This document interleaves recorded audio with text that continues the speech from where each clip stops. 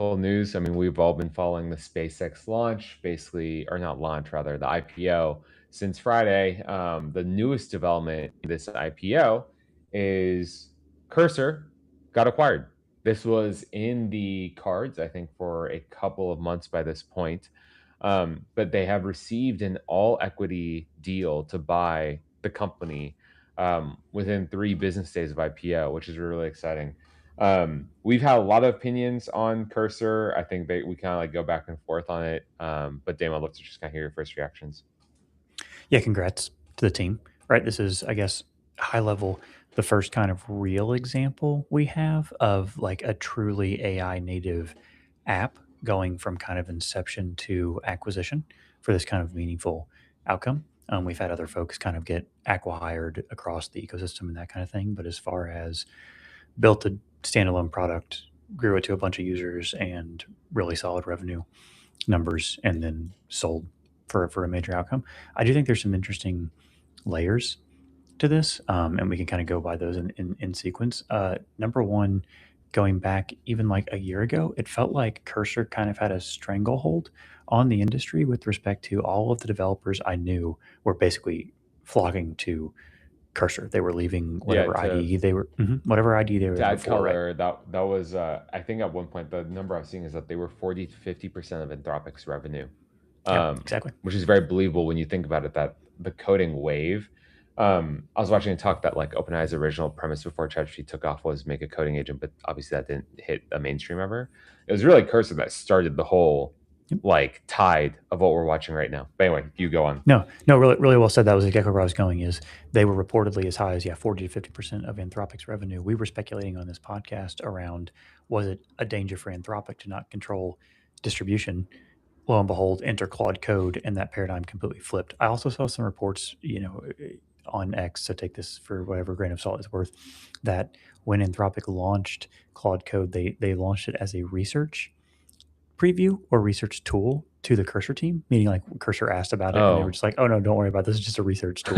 Lo and behold, it kind of became existential for Cursor. But I do think that leads into the next point that I was going to kind of prompt you with, which is um, this to me is a win-win in the Cursor SpaceX relationship, but it also feels like peak Cursor to me. Like if Cursor was just tasked with existing, they would have to materially change that company. But for SpaceX, yeah, it's a win because, as I understand it, Cursor may be in line with Anthropic or at worst second to Anthropic, has the largest kernel of coding data.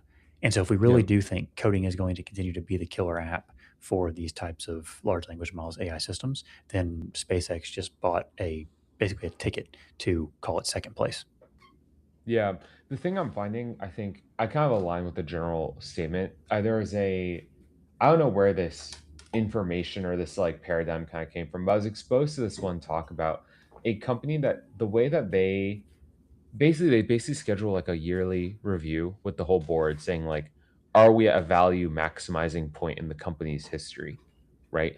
Is this a moment where like if we wanted to close this chapter and have it be done, would this be a peak in the value function? Such that an acquisition, like it's not emotional, it's just a thing that we will discuss every year at a fixed time, um, will be tendered. I think the way I look at Cursor is that like their value maximization function was at its highest until Claude Code hit the vernacular. Basically, like the Boris Cherny tweet like before and after changed the direction of Cursor's function. Um, and there's still a lot of Cursor love in the community, for the record. I think because they're that sort of model switcher, you can get their models at sort of discount. They have a gateway. There's still love for Cursor, but they're obviously like not the bell of the ball in regards to coding anymore. And so the way I look at it is I think generally arithmetically the same. It's a very rational business decision as you kind of described, where um, Cursor as it stands can't really exist as the same company that they have. Grok as it stands as an AI offering can't really exist as it stands. The sort of direction that they both need to move is somewhere middle between what the two of these entities are. So bring expertise and that sort of thing into one house and let that thrive ideally. I think the one thing that I will say, I'm looking at what Cursor is historically, like the way I've perceived it. And I've been very impressed. Of course, we all have been by their speed and their like cadence of go to market and how long they've managed to stay on the edge. There's a number of other companies that will try and make like some verticalized agent, but you've never even heard of them yet. Cursor has blitzed the industry properly, and that's why they're in the position they are today. But the thing I'm finding is it is ultimately still a matter of talent more than anything. Like, yes, they have a lot of coding data, but I don't think without the team that they acquired in the sort of cycle of product momentum attracts more really crack developers. They get the benefit of selectivity on those developers. Then they get to continue to feed the cycle of like their product just gets better and better continuously. Um, I don't think they would have been in the position they are today, let alone a year ago. Like it's all ultimately like an equity sell, but a talent acquisition still. Couldn't agree more. The only additive thought I have there is speed kills in the most competitive regimes, Yep. and this is just the example. They had to go fast. They did go fast. They constantly went where the puck was going. Cursor wasn't even Cursor when it started. Right, it wasn't even AI generated code. It was something else, and then it pivoted into the space as the space became hot. Credit to the CEO. Credit to the founding team. Credit to the exec team that they kept recruiting really talented people, and they built a really good business. And I'm sure that SpaceX will be better for it. Yeah, it is ultimately a very fascinating thing because I don't. I guess what I would be tendering is what do you think Cursor would be doing if it weren't for the SpaceX acquisition having come through, right? Because their sell was kind of predicated on having a market demand for what their entity was, you Yeah, know. And right now, this harness thing is foggy. yeah. I think if I were to have to make a speculated guess, it would just be model routing of some kind.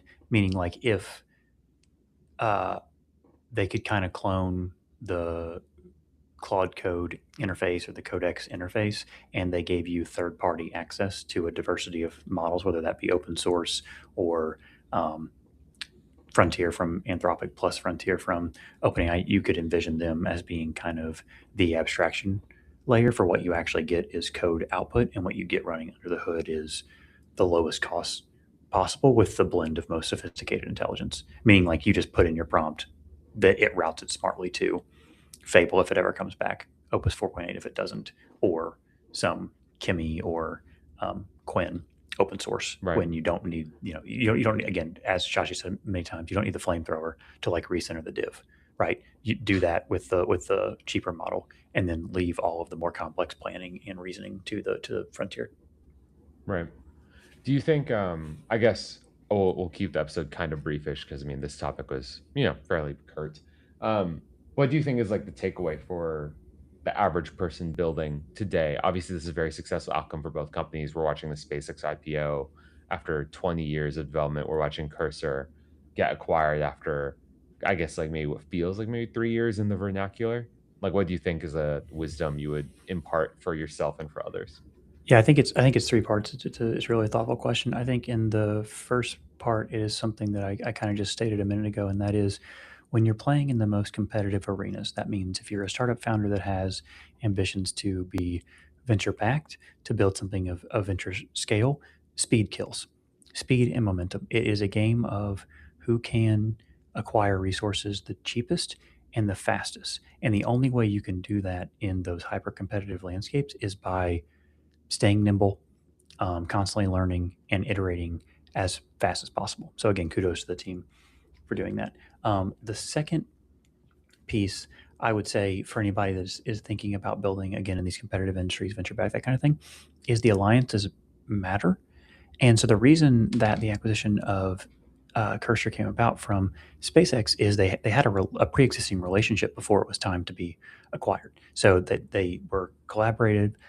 They had recruited across talent pools, right? So a lot of those people knew each other on both sides. Elon Musk had spoken highly of that team to begin with. So again, I think they kind of warmed and primed those relationships such that when it was time for um, something to be done, they were already primed, right? It wasn't like the first time that Cursor ever spoke to anyone at SpaceX. XAI at the time was around the Claude Code moment, right? It was one of those things. Hmm. The last thing, which is a little bit of a third rail, is actually more from the SpaceX perspective.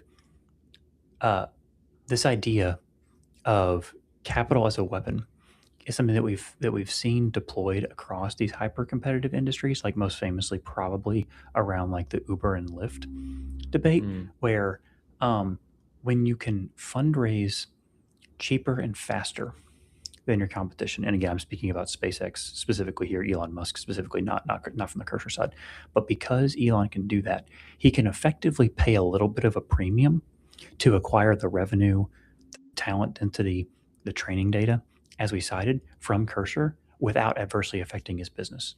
Right? They went public. What they paid for Cursor right, is less than what the stock price jumped yesterday. So they right. they acquired Cursor for one trading day. Effectively, no resources had to leave the business. Nothing had to happen. Both companies are now better off because of this, and that is what I talk about. We talked about it a little bit on the last episode. Like capital as a weapon means cornering the market for resources, whether that be competition, could be compute in this case, et cetera. So I just think those are kind of the primary takeaways from, if you were trying to build in the space, it is just speed kills, and this game is a resource, or this game is a game of resource collection. Who can collect those resources the fastest and the best wins. Wonderful. We'll end there. I something about that sort of like a almost treating it like a board game feels really, really apt and something worth commentating on. Just like think about your business as settlers of Catan. What would you do? I think that ends up being really simplifying and explaining a lot. We'll wrap there. Thank you all for joining. We'll keep following SpaceX's saga. It will probably continue. The rocket continues to go up, and we'll see how long that persists. Catch you all later.